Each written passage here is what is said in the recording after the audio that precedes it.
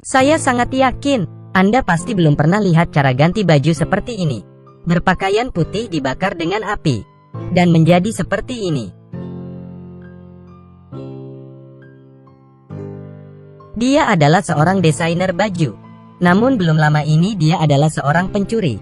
Warna rambutnya sangat khas, setengah hitam dan setengah putih. Mungkin Anda akan berpikir, rambut yang dia warnai sangat bergaya. Tapi itu adalah warna saat dia dilahirkan. Ketika dia masih kecil, dia tidak pernah pikir warna rambutnya adalah sebuah fashion. Para siswa menganggap dia anak aneh.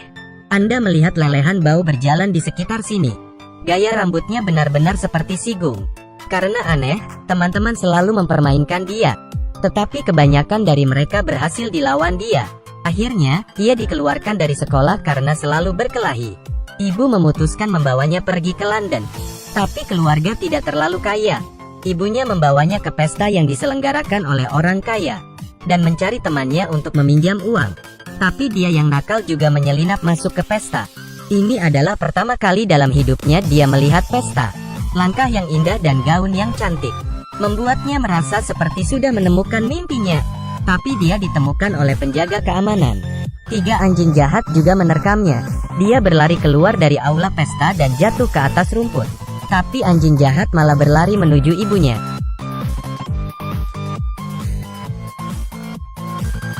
Sehingga ibu jatuh dari tebing.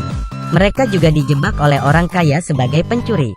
Tapi dia berhasil melompat ke sebuah truk. Dan sampai di London, dia menangis di bawah air mancur. Ibunya sudah meninggal. Sekarang dia menjadi yatim piatu. Ketika dia bangun, dia bertemu 2 anak laki-laki. Dan dari saat itu juga, hidupnya mulai berubah. Perlahan-lahan gadis itu tumbuh dewasa. Bersama dengan kedua anak laki-laki itu, mereka mulai mencuri barang. Namun dia juga memiliki bakat lain untuk desain baju. Pakaian yang mereka pakai saat beraksi, itu semua dirancang olehnya, sehingga membuat mereka dengan mudah keluar masuk ke banyak tempat kelas atas untuk mencuri barang yang lebih berharga. Di sebuah kesempatan, rekannya membawa informasinya, dimasukkan ke kantor personil perusahaan desain pakaian, sehingga dia bisa bekerja di situ. Lagi pula, dia tidak bisa menyia-nyiakan bakatnya. Dia pergi bekerja dengan percaya diri. Tapi pekerjaan bukanlah desainer, namun hanya seorang pembersih. Dia selalu mencari kesempatan agar pemimpin melihat desainnya. Tapi siapa yang akan percaya dengan desain seorang pembersih? Malam itu, dianya yang sedih minum banyak whisky.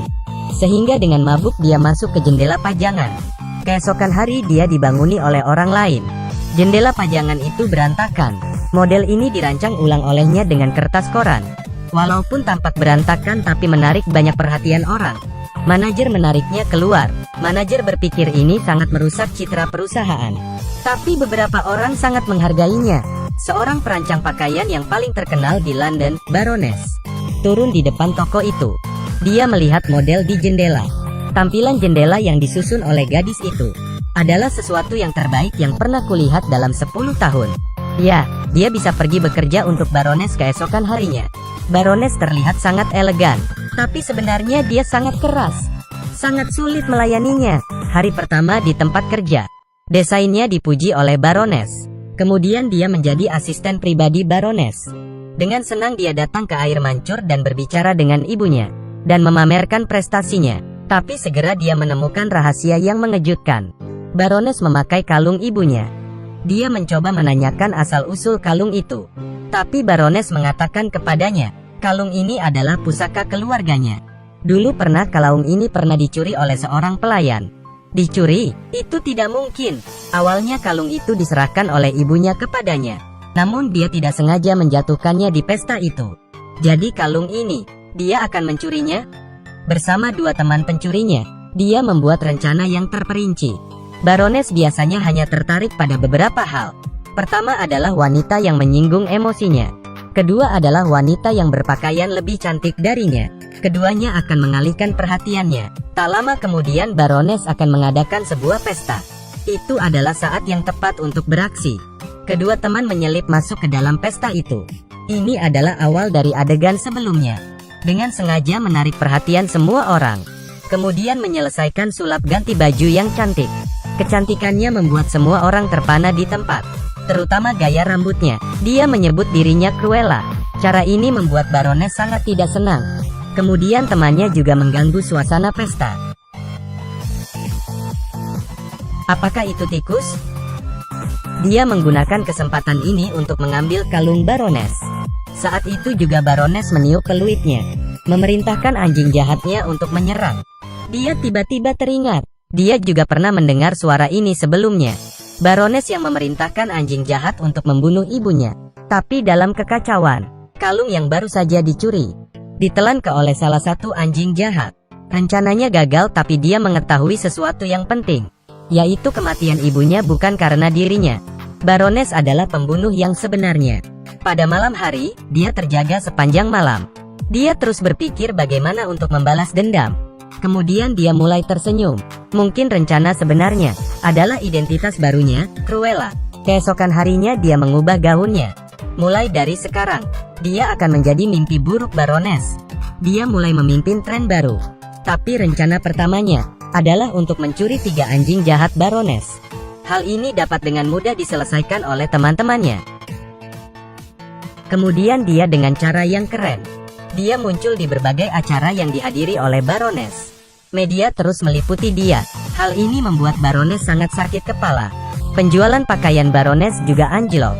Tapi jangan lupa, pada saat itu dia juga asisten Baroness. Masih ada hal yang lebih parah.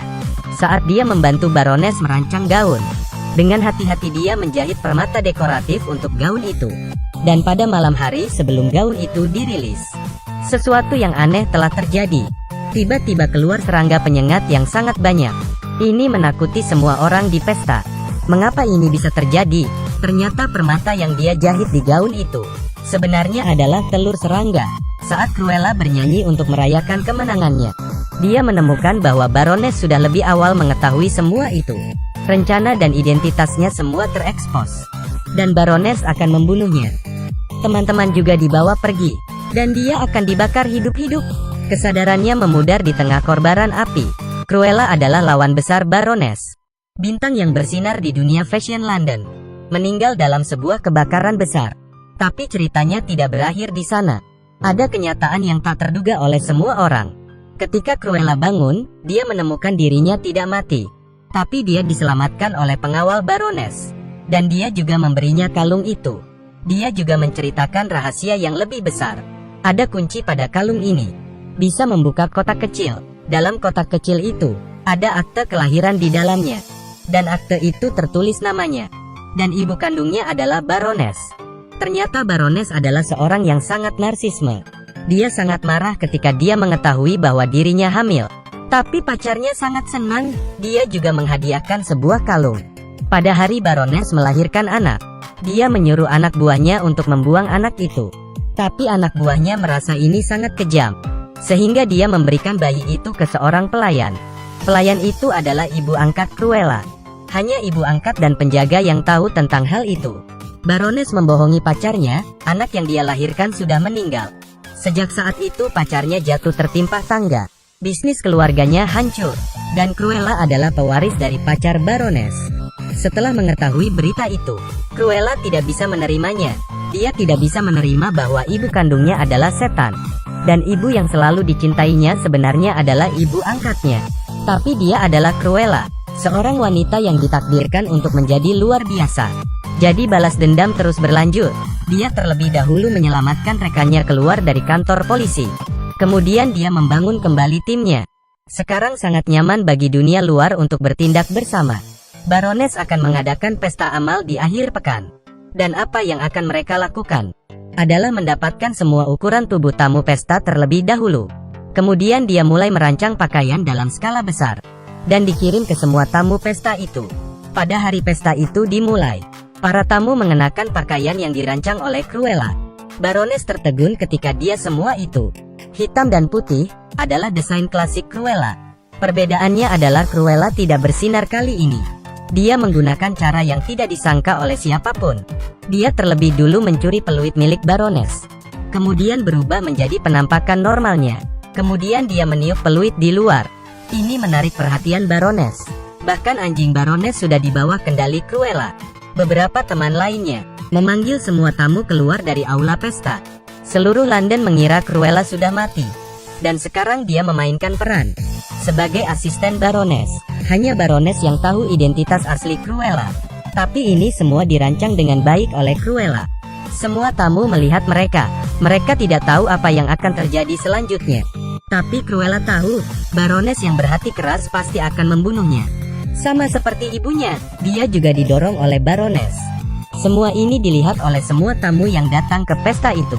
Tidak peduli bagaimana Baroness membela diri, dia tidak akan bisa menyingkirkan fakta bahwa dia adalah pembunuh. Tapi apakah Cruella benar-benar mati?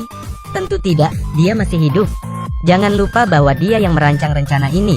Setelah jatuh dari tebing, dia membuka parasut, gaunnya yang dia desain menjadi jaket pelampung. Baroness mendorong asistennya ke bawah. Jadi dia dibawa pergi oleh polisi atas tuduhan pembunuhan. Dan Cruella yang asli baru muncul dengan bersinar di depan umum. Ini adalah film baru tahun ini, Cruella. Seluruh film memiliki irama yang ketat. Ada juga beberapa cerita yang berbalik arah, terutama kostum dalam film. Desainnya benar-benar cukup bagus, meringkas keseluruhan film ini. Ibuku yang membunuh ibuku yang jahat. Ibuku membunuhku. Akhirnya aku membalas dendam dan membunuh ibuku. Baiklah, itu saja untuk film hari ini.